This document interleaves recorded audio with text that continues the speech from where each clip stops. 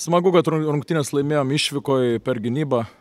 Nesisekė mums daug kas puolime, gal ir kažkur sprendimai vėlavo. Gal mes kaip treneriai neįvedėm žaidėjų į teisingą mintį puolime.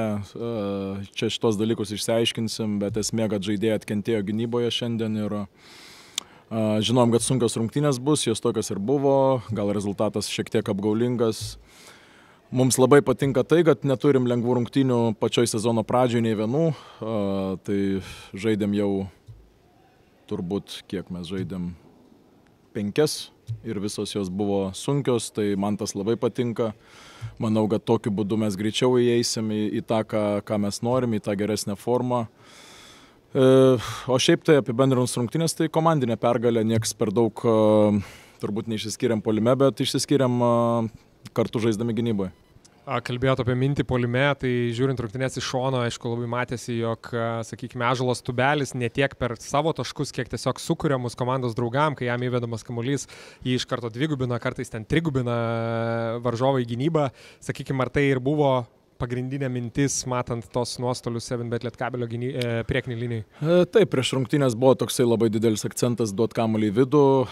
Nesam dabar geriausiame, kaip pasakyt, pataikime iš tritaškio zonos, varžovai tą mato, jie tikrai spaudžiasi, mes tikėjomės tų dvigubinimų.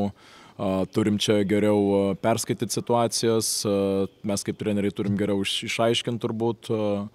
Ir kai kur tos kantrybės dažniausiai trūksta ir tiek, ar su pakirtimais kažkur dar yra tų nesklandumų, bet taisom viską diena iš dienos ir džiaugiamės, kad turim tokias visas rimtas komandas, rimtus varžovus, tai geriausia terpė, kaip sakyt, tobulėti. Irgi dalį paminėjot, jog aišku tas procentas tiesiog nėra galbūt pats geriausias, bet irgi prieš rungtynes žiūrėjau, juk Rytas apskritai, sakykime, šioje labai ankstyvoje sezono stadijoje yra mažiausiai tritaškių išmetanti komanda, lygoje po 21 berods, jeigu atmintis neapgauna, šiandien irgi pamatėme tik 15 tritaškių. Tai turiu tiesiog paklausti, ar tai tiesiog žiūrit, sakykime, į varžovus ir kaip geriausia atakuoti juos, ar tai galbūt irgi dalis naujo Ryto veido, mažiau tritaškių, daugiau taškų iš vidaus? Manau, mes turim jėgos baudos aikštelį ir tą norim išnaudoti. Tik tai visą laiką komandai puolime reikia to balanso, kuris labai gerai angliškai vadinasi inside-outside, įvedam į vidų, išsimėtom į išorę, metam geresnius metimus, galbūt kažkur ekstra pasas, galbūt vėl prametimas gali būti, lipimas ant lentos, tai yra tas balansas, kurio norisi visą laiką, aišku, varžovai irgi ruošiasi, Lietkabelis yra labai geri gynyboje su rankomis, tą žinojame, kad daug tų deflectionų daro.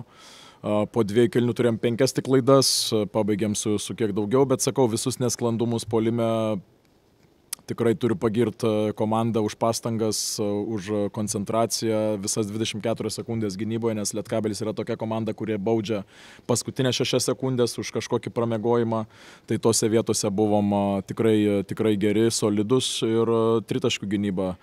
Neleidom varžovom įsišaudyti, ypač jų pagrindiniams snaiperiams Kovliarui ir Rupštavičiui. Čia nėra taip lengva jo sustabdyti namų rungtynėse, žinom, kiek fanai jungiasi po tų tritaškių, tai norėjom to išvengti ir manau daugmaž išvengiam. Kalbant galbūt labiau apie individualius pasirodymus, aišku, turbūt nenorėsit labai gal daug išsiplėsti, bet apie Martyną Paliukėną, kiek malonu kaip ir treneriui turėti tokį žaidėją komandoje, kuris, na, vėlgi sakau, žiūrint iš šalies, atrodo, nėra mismečas niekam gynyboje, nei po krepšių, nei perimetre. Martynas duoda daug, aišku, visi mato jo gynybą, visi vertina, mes džiaugiamės, turim tokius fanus, kurie supranta jo tą darbą, matėt paskutinėse namų rungtynėse, kaip sutiko Martyną vietinė publika, tai tos pačios fanų audros mes tikimės ir ateinančiose rungtynėse BCL su Lenkų komanda. Kviečiam, naudodamasi progą, kviečiam juos ir tenai pasirodyti, kažką sukurt panašaus, ką darėm paskutinėse namų rungtynėse, o Martynas ne tik gynyboje duoda. Taip kažkur rizikuoja gal varžovas su juo gynyboje, bet tada mes turim kitų opcijų ir Martyną išnaudojam. Ir pabaigai Ignas Sargiūnas, pirmosios rungtynės su Ryto marškinėliais, galbūt tiesiog keletas žodžių apie Igną ir kokį jį matote treniruotėse po traumos.